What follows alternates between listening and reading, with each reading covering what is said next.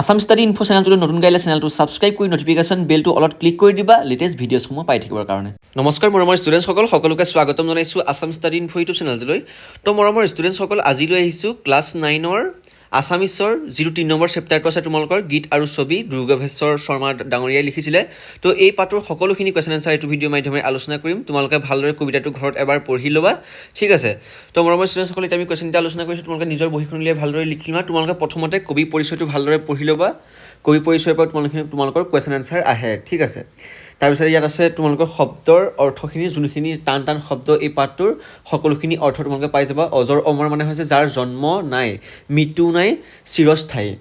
যাৰ জন্মও নহয়, মৃত্যু নহয় বা সি চিৰস্থায়ী, তাকে কি বুলি কোৱা হয়? অজৰ অমৰ বুলি কোৱা হয়। আলাস মানে হৈছে আকাশ শূন্য, মিহি মানে হৈছে সূক্ষ্ম, নিমজ পাতল, আৰু মূল মানে হৈছে প্ৰধান, গুৰি ঘাই কাৰণ, গুৰি কথা, ঠিক আছে। মৰমৰ ষ্টুডেণ্টসকল, নতুনকৈ চেনেলটো ছাবস্ক্ৰাইব কৰি ভিডিঅ'টো এটা লাইক কৰি দিবা আৰু আমাৰ হোৱাটছআপ চেনেলত জইন হ'বা, ডেছক্ৰিপশ্যনতে লিংক আছে। এতিয়া আমি প্ৰশ্নাৱলী কুৱেশ্যনকেইটা আলোচনা কৰিছোঁ, তাৰপিছত আমি ভিতৰৰ কুৱেশ্যনখিনি আলোচনা কৰিম। তো লেটছ গ'। তো মৰমৰ ষ্টুডেণ্টসকল, তোমালোকৰ প্ৰথমতে আহিলে 1 নম্বৰতে চমু উত্তৰ দিয়া। তো তোমালোকে নিজৰ বাহিৰা বহীখনত প্ৰথমতে লিখি লোৱা। ক নম্বৰ কুৱেশ্যনটো আছে কেনে গীত আৰু কেনে ছবি কোনেও ভাল নুবুলে। তো কেনে গীত আৰু কেনে ছবি কোনেও ভাল নুবুলে। তো সেই বুলি ক'লে তোমালোকে উত্তৰটো লিখিব লাগিব যে মই তোমালোকে দুটা উত্তৰ দিম, যাতে তোমালোকে যোনটো মানে বুজি পোৱা আৰু যোনটো তোমালোকে ভাল পোৱা সেইটোৱে লিখিব পাৰিবা। যিকোনো এটা লিখিলেই হ'ল তোমালোকে, ঠিক আছে। দুটা মই উত্তৰ দিম। যিবোৰ গীত সকলোৱে বুজি নাপায় আৰু যিবোৰ ছবিৰ মূল সকলোৱে ধৰিব নোৱাৰে, তেনেবোৰ গীত আৰু ছবি কোনেও ভাল নুবুলে।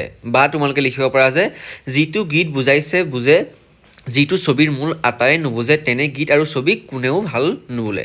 তো যিকোনো এটা তোমালোকে লিখিব পাৰিবা। তোমালোকে লিখি লোৱা ভালদৰে। তাৰপাছত আমি নেক্সট কুৱেশ্যনটোলৈ আগবাঢ়িছোঁ। আৰু যদি কিবা বুজি নোপোৱা তোমালোকে কমেণ্ট বক্সত জনাবা, কমেণ্ট বক্স খোলা আছে। আৰু তোমালোকৰ এই গোটেই চেপ্টাৰটো PDF যদি লাগে মোক কমেণ্ট বক্সত তোমালোকে জনাবা।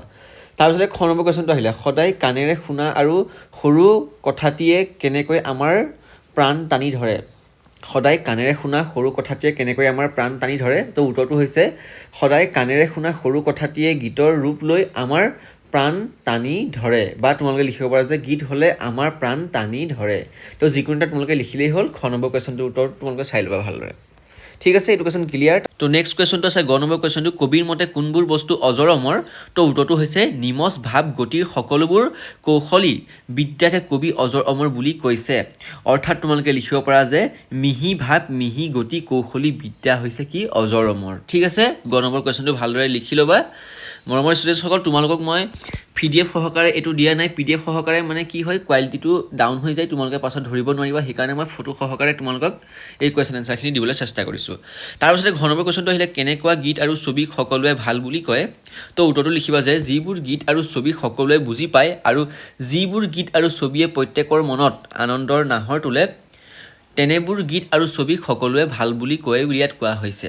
বা তোমালোকে লিখিব পাৰা যে যিটো গীত শুনি আৰু যিটো ছবি দেখি সকলোৱে একে ৰং পায়, জগতৰো উলাহ বঢ়ায়, সেই গীত আৰু ছবিকে সকলোৱে ভাল বুলি কয়। তো ঘ নম্বৰ কুৱেশ্যনটোত উত্তৰটো সেইটোৱে কৈছে। তোমালোকে ভালদৰে লিখি ল'বা। এইটো খুবেই গুৰুত্বপূৰ্ণ এটা কুৱেশ্যন। তাৰপাছত আমি নম্বৰ কুৱেশ্যনটোলৈ আগবাঢ়িছোঁ। সিহে পাই নিজে নিজে আলাসত ঠাই, ইয়াত আলাস শব্দটোৰ অৰ্থ কি? তো আমি অলৰেডি পাই আহিছোঁ আলাস শব্দটোৰ অৰ্থ। তথাপিতো মই তোমালোকক উত্তৰটো কৈ দিম বাৰু। সিয়ে পাই নিজে নিজে আলাসত ঠাই, ইয়াত আলাস শব্দটোৰ অৰ্থ আমি উলিয়াব লাগিব। তো আলাস শব্দটোৰ অৰ্থ হৈছে আকাশ শূন্য বুলি লিখিলেও তোমালোকে বেয়া নহয়। বা তোমালোকে লিখিব পাৰা যে সিহে পাই নিজে নিজে আলাসত ঠাই, ইয়াত আলাস শব্দটোৰ অৰ্থ হ'ল আকাশ শূন্য আৰু আকাশ শূন্য, কিন্তু কবিতাটোৰ আলাস শব্দটোৱে হৃদয়ক বুজাইছে।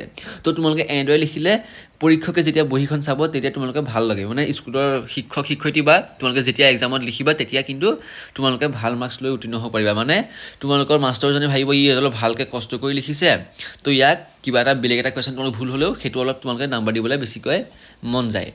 তাৰপিছতে প্ৰশ্ন নম্বৰ 2 আহিলে তোমালোকে চাবা ভাল গীত আৰু ছবিৰ মহত্ব কেনেকুৱা, কবিতাটোৰ সহায়ত বুজাই লিখা।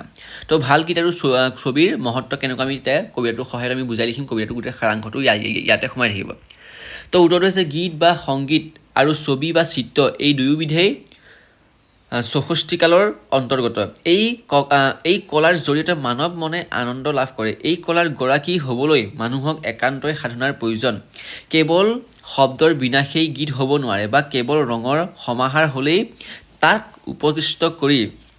উৎকৃষ্ট কৰি ছবিৰ মৰ্যাদা দি তাক কি হৈছে ছবিৰ যিটো মৰ্যাদা সেই ছবিৰ মৰ্যাদাটো দিব নোৱাৰি যিবোৰ সুৰীয়া শব্দই সৰ্বসাধাৰণ হৃদয়ত আনন্দৰ জোৱাৰ তুলিবলৈ সক্ষম হয় তাকেই গীত বুলি কোৱা হয় আনহাতে যিবোৰ চিত্ৰই মানুহৰ মনত প্ৰশান্তিৰ ভাৱ যোগায় যিবোৰ চিত্ৰ সৰ্বসাধাৰণে বুজি পায় তাকে মৎস্যচিত্ৰ বুলি কোৱা হয় অৰ্থাৎ ভাল গীত আৰু ছবিয়ে প্ৰত্যেকৰে মনত আনন্দৰ সৃষ্টি কৰে তো তোমালোকে এইটো গোটেই পেৰাগ্ৰাফটো লিখি লোৱা যদি থাকি গৈছে ভিডিঅ'টো ৰখাই লৈ ধুনীয়াকৈ গোটেই পেৰাগ্ৰাফটো তোমালোকে লিখি লোৱা খুবেই গুৰুত্বপূৰ্ণ এটা কোনটো কুৱেশ্যন আৰু তোমালোকে এই পেৰাগ্ৰাফটো পঢ়িলে গোটেই পাৰ্টটো অৰ্থাৎ মানে যিটো কবিতাটো গোটেইটো তোমালোকে বুজি পাই যাবা তাৰ পাছতে নেক্সট কুৱেশ্যনটোলৈ আহিছোঁ 3 নম্বৰ কুৱেশ্যনটোলৈ সদায় চকুৰে দেখা পাতটিও ছবিত কিয় ভাল হৈ পৰে বুলি তুমি ভাবা তো এইটো এটা খুবেই গুৰুত্বপূৰ্ণ কুৱেশ্যন তোমালোকৰ নিজৰ প্ৰশ্নাৱলী কুৱেশ্যন এইটো সদায় চকুৰে দেখা পাতটিও ছবিত কিয় ভাল হৈ পৰে বুলি তুমি ভাবা নিজৰ মতামত আগবঢ়োৱা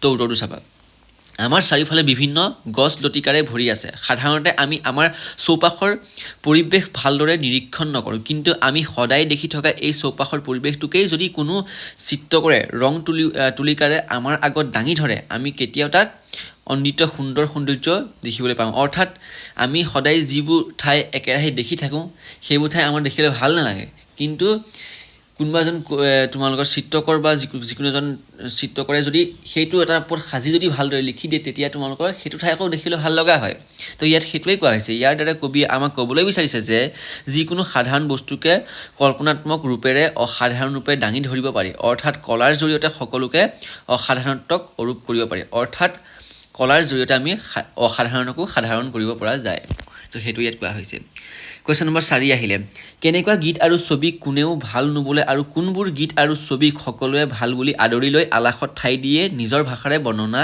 কৰা তো আমি এতিয়া উত্তৰটো ধুনীয়াকৈ লিখি দিম তো উত্তৰটো হৈছে কবি দুৰ্গেশ্বৰ শৰ্মাদেৱে তেখেতৰ গীত আৰু ছবি নামৰ কবিতাটোত প্ৰকৃত গীত আৰু ছবিৰ সৰ্বজনীন আবেদন আৰু মহত্বৰ কথা ক'বলৈ গৈ কৈছে যে যিবোৰ গীত সৰ্বসাধাৰণতে বুজি নাপায় আৰু যিবোৰ গীত ছবি সাধাৰণতে ধৰিব নোৱাৰে তেনেকুৱা গীত আৰু ছবিৰ পৰা সকলোৱে ৰস আহৰণ কৰিব নোৱাৰে ফলত তেওঁলোকৰ তোমালোকে চেনেলটো ছাবস্ক্ৰাইব কৰি দিওঁ নতুনকৈ আহিলে তোমালোকৰ কাৰণে এনেকুৱা ধৰণৰ ইম্পৰ্টেণ্ট ভিডিঅ'সমূহ বনাই থকা আৰু তোমালোকে বাকী ভিডিঅ'সমূহ চাই ল'ব বাকী চেপ্টাৰৰ ভিডিঅ' বনোৱা আছে ইংলিছৰো আছে মেথছৰো আছে ফলত সকলোৰে হৃদয়তে কোনো আনন্দ অনুভৱ কৰিব নোৱাৰে সেয়েহে তেনেবোৰ দুৰ্বোধ্য গীত আৰু ছবি কোনোৱে ভাল নুবোলে বুলি কবিয়ে কৈছে আনহাতে যিবোৰ গীত আৰু ছবিয়ে সৰ্বসাধাৰণ অন্তৰত আনন্দৰ জোৱাৰ তোলে যিবোৰ গীতৰ শব্দ সুৰ লয়ে মানুহৰ অন্তৰত সুৰৰ জংকাৰ তোলে কবিৰ চলাত্মক উপস্থাপনে মানৱৰ মনত সৌন্দৰ্যবোধৰ ধাৰণা দিয়ে তেনেবোৰ গীত আৰু ছবিক সকলোৱে আদৰি লৈ হৃদয়ৰ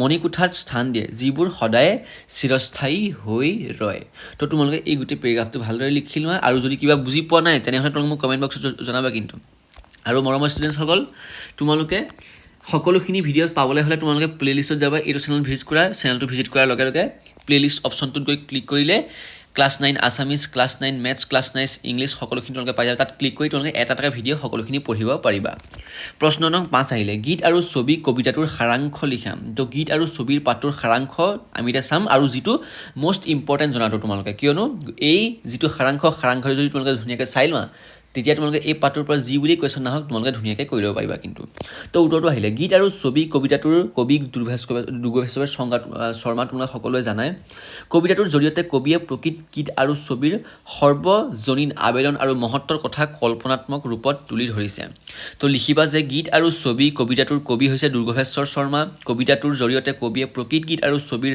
সাৰ্বজনীন আবেদন আৰু মহত্বৰ কথা কল্পনাত্মক ৰূপত তুলি ধৰিছে তাৰ পিছতে ব্যাখ্যাটো এতিয়া লিখিবা মানে যিটো সাৰাংশটো লিখিবা মূল সাৰাংশটো কবিয়ে কবিতাটোৰ আৰম্ভণিতে কৈছে যে যিবোৰ গীত আৰু ছবিয়ে মানুহৰ মনত আনন্দৰ জোৱাৰ তুলিব নোৱাৰে যিবোৰ গীত আৰু ছবি সাধাৰণ মানুহে সহজতে বুজিব নোৱাৰে তেনেবোৰ গীত আৰু ছবিক কোনেও ভাল নাপায় আনহাতে যিবোৰ গীত আৰু ছবিয়ে মানুহক ৰসবোধৰ খোৰাক দিয়ে হৃদয়ত আনন্দৰ নাহৰ তোলে তেনেবোৰ গীত আৰু ছবিয়ে সকলোৰে মনত ঠাই অধিকাৰ কৰিব পাৰে অৰ্থাৎ সৰু বিষয়বস্তু এটাৰো কল্পনাত্মক উপস্থাপনে মানুহক আকৰ্ষণ কৰিব পাৰে আমি সদায় দেখি থকা গছ পাতখিলাও যেতিয়া চিত্ৰকৰে ৰং তুলিকাৰে দাঙি ধৰে তেতিয়া সি অনন্য হৈ ধৰা দিয়ে অৰ্থাৎ কোনোবা এখিলা গছপাত তোমালোকে বোলে দেখিবলৈ বেয়া পাইছে বোলে এটা শুকান গছপাত দেখি বেয়া লাগে এনেও যদি এজন কবিয়ে এজন চিত্ৰ কৰে সেইটো যদি ৰং চং দি ধুনীয়াকৈ পেলাই তেতিয়া আমি সেইটো পাঠকে আমি সজাবলৈ ঘৰত লৈ আহিম। তো সেইটো কথাই ইয়াত কোৱা হৈছে।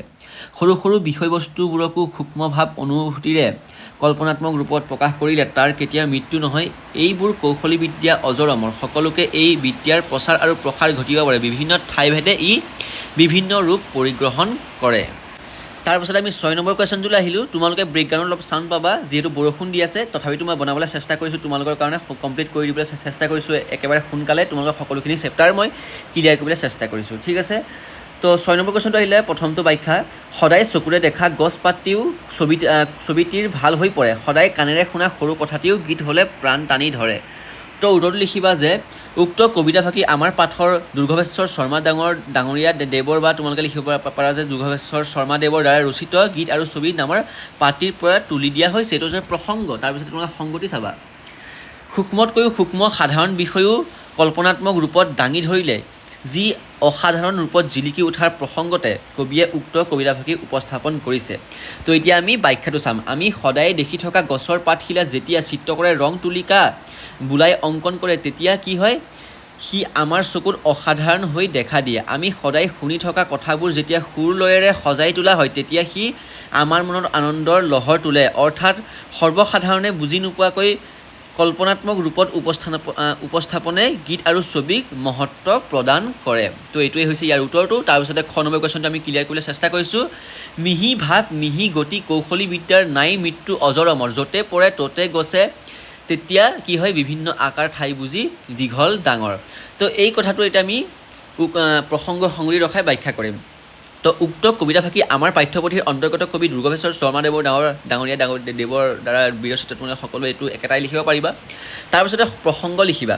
কল্পনাত্মক কৌশলী বিদ্যা যে অজৰ অমৰ সেই প্ৰসংগতে কবিয়ে উক্ত কবিতাফাঁকি উপস্থাপন কৰিছে। তাৰপিছতে ব্যাখ্যাটো চাবা। তো ব্যাখ্যাটো হৈছে সাধাৰণ বিষয়বস্তু কল্পনাত্মক উপস্থাপনৰ জৰিয়তে মানুহৰ হৃদয়ত স্থান লাভ কৰিবলৈ সক্ষম হয়। এই কল্পনাত্মক কৌশলক কবিয়ে অজৰ অমৰ বুলি কৈছে। ইয়াৰ কেতিয়াও মৃত্যু নাই, কি হয়, চিৰস্থায়ী। ঠাইভেদে ইয়াৰ প্ৰকাৰ ভিন্ন হ'ব পাৰে। তাৰপাছতে আমি এতিয়া ভাগ বিষয়ক কুৱেশ্যন ক'ম, যিটা এই কবিতাটোৰ যিটা সমাৰ্থক শব্দ তোমালোকৰ প্ৰশ্নাৱলীত আছে সেইটা আমি আলোচনা কৰিম। জগত মানে হৈছে পৃথিৱী ধৰণী, এইটো সকলোৱে জানাই। উল্লাস মানে কি বাৰু, উৎসাহ আনন্দ। চকুৰ মানে হৈছে নয়ন অক্ষী, সকলোৱে জানা নয়ন বুলি ক'লেও হয়। সৰু সূক্ষ্ম ক্ষুদ্ৰ। ভাল মানে হৈছে উত্তম সজ। কাণ মানে হৈছে কৰ্ণ, এইটো সকলোৱে জানাই আৰু। বাক্য ৰচনা চাব। বাক্য ৰচনা এতিয়া খুবেই গুৰুত্বপূৰ্ণ। কৌশলী বিদ্যা তোমালোকে বাক্য ৰচনা কৰিলে লিখিব পাৰা যে কৌশলী বিদ্যাৰ সহায়ত সূক্ষ্ম বা ক্ষুদ্ৰ বিষয়কো কল্পনাত্মক ৰূপত উপস্থাপন কৰিব পাৰি। অজৰ অমৰ মানে হৈছে শংকৰদেৱৰ ৰচনা ৰাজি অসমীয়া সাহিত্যত সদায় অজৰ অমৰ হৈ থাকিব। আলাসত ঠাই মানে সুমধুৰ গীতত শ্ৰোতা দান্তাই আলাসত ঠাই দিয়ে। ডাঙৰ দীঘল মানে হৈছে ৰমেনক আটাইতকৈ বৰ কষ্টৰে ডাঙৰ দীঘল কৰিছে। ৰমেনক আইতাকে বৰ কষ্টৰে ডাঙৰ দীঘল কৰিছে। তো মৰমৰ ষ্টুডেণ্টসকল, তোমালোকৰ গোটেইখিনি কুৱেশ্যন এনচাৰ ক্লিয়াৰ হৈ গ'ল। এইটো পাঠৰ তোমালোকে গোটেইখিনি ভালদৰে পঢ়ি লোৱা, আৰু যদি কিবা বুজি পোৱা নাই তোমালোকে কমেণ্ট বক্সত জনাবা। আৰু নতুনকৈ আছামিজ ষ্টাডি ইনফো নতুনকৈ চেনেলটো লাগিলে চেনেলটো ছাবস্ক্ৰাইব কৰি ভিডিঅ'টো এটা লাইক কৰিবা। ছাবস্ক্ৰাইবটো তোমালোকৰ কাৰণে ইম্পৰ্টেণ্ট। তোমালোকৰ কাৰণে এনেকুৱা ধৰণৰ ইম্পৰ্টেণ্ট ভিডিঅ'সমূহ লৈ আহিম, আৰু মই কমন কুৱেশ্যন এনচাৰৰ লগতে গ্ৰামাৰ লৈ আহিম। আৰু তোমালোকে কি ছাবজেক্টৰ লাগে তোমালোকে কমেণ্ট বক্সত জনাবা। আৰু মৰমৰ ষ্টুডেণ্টসকল, তোমালোকে প্লে'লিষ্টত গৈ সকলোখিনি কুৱেশ্যন এনচাৰ চাই ল'ব পাৰিবা। তো আজিলৈ ভিডিঅ'টো ইমানেই। ধন্যবাদ। জয় আই অসম।